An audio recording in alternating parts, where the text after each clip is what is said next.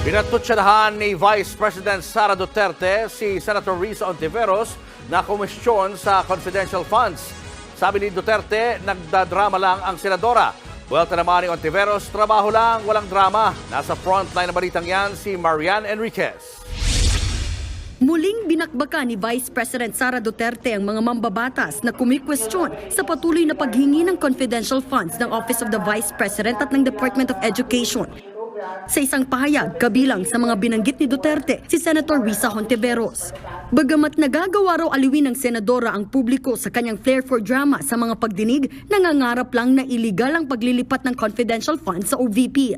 Bukod kay Hontiveros, dawit din sa tirada ni VP sina House Deputy Minority Leader Franz Castro at mga miyembro ng Makabayan Bloc. Dagdag pa ni Duterte, hanggang ngayon ay walang maipakitang konkretong ebidensya para suportahan ang aniyay marumi nilang imahinasyon. Dahil sa kahihiyang dala ng mga nasabing individual sa Senado at Kamara ay hindi na sila dapat bigyan ng atensyon.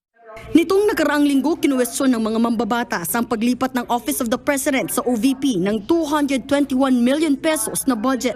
Sa perang yan naabot sa 125 million pesos ang naliquidate bilang confidential funds. Pinasalamatan naman ni VP Duterte si Pangulong Bongbong Marcos at iba pang opisyal ng administrasyon dahil sa patuloy na pagsuporta sa kanya. Ayon naman sa Office of the Executive Secretary, may kapangyarihan ng Pangulo na aprubahan ng ganitong transfer sa ilalim ng Fiscal Year 2022 Contingent Fund. Matapos ang pahayag ng Vice Presidente, agad pumalag si Senador Risa Hontiveros. Napakababa na yata ng standards ng OVP. Gagawin mo lang ang trabaho mo, amusing na agad. Trabaho lang, walang drama. Siningil din ni Hontiveros si VP Sara sa sarili nitong pahayag sa Senado. Akala ko ba, VP Sara, the OVP can live without confidential funds? Bakit parang pinapawisan na yata kayo dyan? Budget hearing pa lang. Lahat naman ng ahensya naglalabas ng proposed budget. Hindi kayo special. Kung kumpiyansa nga raw si VP Sara sa mga confidential funds, bakit hindi niya ito ipagtanggol at sagutin ng diretso? Tanong pa ni Hontiveros, bakit ba kailangan ng OVP at DepEd ng confidential funds na mas malaki pa sa pondo ng DND at NICA? Bakit ba kailangan niya ng napakalaking pondo na walang audit o disclosure sa publiko?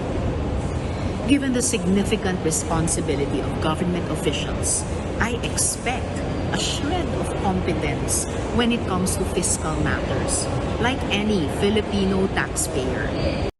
Sa isang pahayag naman ni House Deputy Minority Leader Franz Castro, hindi entitled sa confidential funds ang OVP dahil hindi naman ito nakalagay sa approved 2022 national budget. Kaya dapat lang ipaliwanag ni VP Sara kung saan ginamit ang bawat sentimo ng 125 million pesos na galing sa Office of the President. Welta naman ni VP Sara, assumption lang ni Castro na walang confidential funds na itinalaga para sa OVP noong nakaraang taon. Nagbabalita mula sa Frontline, Marian Enriquez, News 5.